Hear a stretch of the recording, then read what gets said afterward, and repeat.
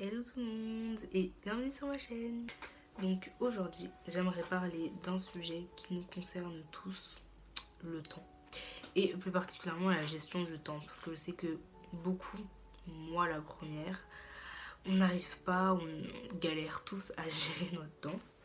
Et donc du coup, j'aimerais qu'on s'exhorte tous ensemble à la gestion de notre temps et à surtout faire du fait de bien gérer notre temps une priorité parce que c'est hyper important. En tout cas, la Bible nous dit dans Jacques 4, verset 14 que, en effet, qu'est-ce que votre vie? C'est une vapeur qui paraît pour un instant et qui disparaît ensuite. Ça pour dire que la vie passe très vite. Notre passage sur terre passe super vite. Et si Dieu nous a mis sur cette terre, c'est pas pour qu'on fasse n'importe quoi, c'est pas pour qu'on gaspille notre temps en fait, mais c'est pour qu'on l'utilise à bon escient. Ça c'est quelque chose qu'il faut toujours se rappeler, c'est que déjà le temps passe vite et que la mort ne prévient pas. Et donc premièrement, avant même de parler d'objectifs, avant même de parler d'appels, avant même de parler de faire ceci, de faire cela, il faut que notre temps soit premièrement et toujours consacré à Dieu, à la lecture de la parole. C'est hyper important, consacrez-vous toujours un temps à lire la Bible. Même que ce soit 5 minutes, 10 minutes, un verset, un chapitre, n'importe quoi, mais soyez connectés à Dieu. C'est comme ça que vous allez augmenter votre intimité avec lui, c'est comme ça que vous allez pouvoir avancer. Et c'est ensuite comme ça qu'on va commencer à se mettre des objectifs, qu'on va commencer à vouloir avancer, qu'on va commencer à faire ceci, à faire cela. Et il ne faut pas oublier que notre salut, c'est sur la terre en fait, et qu'une fois qu'on est parti, une fois qu'on est mort, c'est fini. Alors c'est maintenant qu'il faut accepter le Seigneur, c'est maintenant qu'il faut vivre pour Christ. Il ne faut pas attendre, il ne faut pas se dire que oui, je le ferai quand. Je le ferai quand je serai plus vieux, je le ferai quand j'aurai fait ci, quand j'aurai fait ça. Mais déjà, premièrement, qui te dit que tu auras le temps de faire ces choses en fait? Qui te dit que tu auras le temps de profiter de ta jeunesse? Tu ne sais pas quand ta vie s'arrêtera. Alors si aujourd'hui tu es réveillé, si demain tu as encore la chance d'être sur cette terre, s'il te plaît, fais de la recherche du Seigneur ta priorité. C'est hyper important. Ça doit être notre priorité, ça doit être la première chose qu'on doit faire absolument tout le temps, tout le temps, tout le temps, tout le temps, tout le temps, tout le temps. Et il faut aussi penser que tout ce qu'on fait dans cette vie va déterminer ce qui nous arrivera dans notre vie future en fait. Comme il est dit dans Apocalypse 20 verset 12 et aussi dans Apocalypse 22 verset 12, parce que on va devoir rendre compte de ce qu'on a fait avec notre temps sur la terre. On va devoir rendre compte. Pareil, comme on peut le voir aussi dans la parabole des talents. Tu vas devoir rendre compte. Dieu t'a laissé des dons, Dieu t'a laissé des talents, tu vas devoir en rendre compte. Alors prends aussi de ce temps pour définir la mission que Dieu t'a donnée. Parce qu'on est sur cette terre pour accomplir une mission, on est sur cette terre pour faire quelque chose. Et comme Romains 14, verset 12 nous le dit, ainsi donc chacun de nous rendra compte à Dieu pour lui-même. La parabole des talents, ça illustre parfaitement ce fait. Je vous invite vraiment à le lire parce que comme je vous ai dit, donc ça se trouve dans Matthieu 25 verset 14 à 30, Dieu nous a donné de l'argent qu'il faut aller faire fructifier.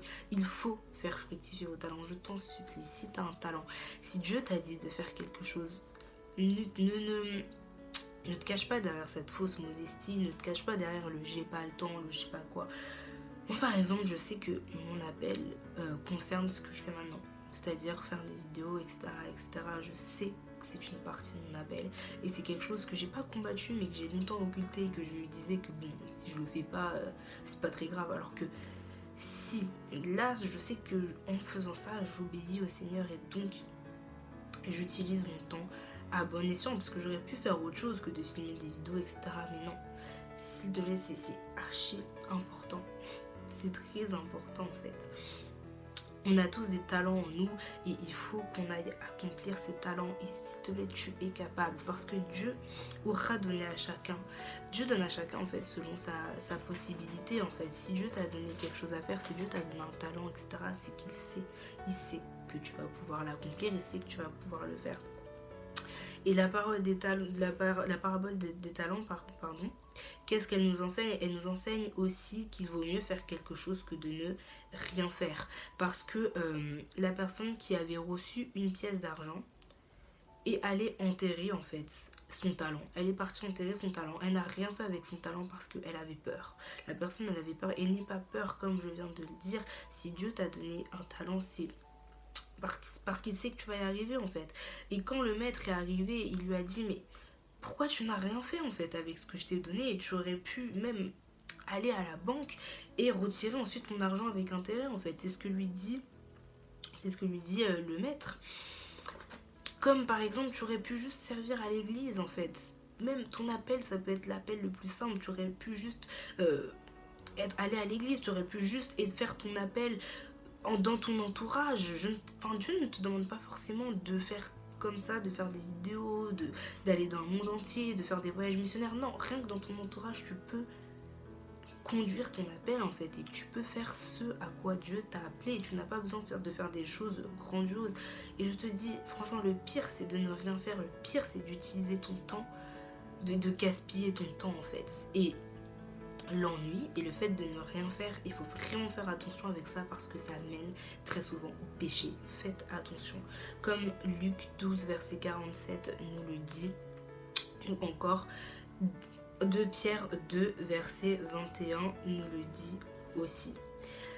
Donc je pense que tout le monde sait que c'est bien de gérer son temps, etc. Mais également comment bien gérer son temps. Dans la Bible, on associe très souvent le fait de gérer son temps et de bien gérer son temps à la sagesse.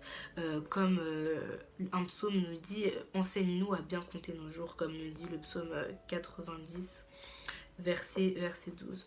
Donc, demande la sagesse à Dieu, demande à Dieu cette sagesse afin de pouvoir bien gérer ton temps. Et aussi quelque chose qui est efficace aussi pour bien gérer son temps, c'est évaluer la rentabilité de chacune de nos actions. C'est important dès que tu veux faire quelque chose ou ne pas faire quelque chose justement, dis-toi mais qu'est-ce que ça va m'apporter en fait de faire ce que je compte faire ou ce que je n'ai pas envie de faire. Est-ce que c'est rentable pour ma vie? Est-ce que ça va m'apporter quelque chose? Est-ce que ça va me permettre d'avancer? Est-ce que ça va me permettre d'apprendre? Si oui, fais tout pour que cette chose-là soit une priorité et mets ça en priorité par rapport à tout en fait. Et par exemple, si tu vas aller sur Instagram ou quoi, dis-toi est-ce que ça va me rapporter quelque chose de le faire. Si par exemple tu as le choix entre aller sur Insta ou lire un livre sur le développement personnel, sur n'importe quoi, dis-toi Instagram par rapport à ce livre, qu'est-ce que ça va m'apporter en fait, et va vers ce qui va te rapporter le plus. On doit évaluer la rentabilité de chaque seconde que l'on a. Et aussi, autre chose, c'est que le temps passe mais ne revient jamais en fait. Et chaque minute que tu passes, chaque seconde, c'est des chances que tu peux prendre et c'est des chances qui ne reviendront plus parce que le temps passé ne revient jamais. Et c'est aussi quelque chose qu'il faut avoir en tête tout simplement. Donc je vais te donner quelques petits versets pour conclure, comme Ephésiens 5 verset 16 ou encore le verset d'après, donc le verset 17, ou bien Colossiens 4 verset 5 aussi. Donc voilà. Et vraiment tout ça, une petite exhortation pour vous dire, évaluez toujours la rentabilité de chacune de vos actions et exploitez vos talents, exploitez vos dons, cherchez votre appel, faites ce à quoi Dieu vous appelle, cherchez quelle est la volonté du Seigneur. Je vais essayer de vous chercher le verset qui dit ça. Donc vraiment voilà, c'était juste une petite exhortation comme ça pour vous encourager à gérer bien votre temps et à utiliser le temps que vous avez à bon escient. Donc voilà, soyez tous bénis.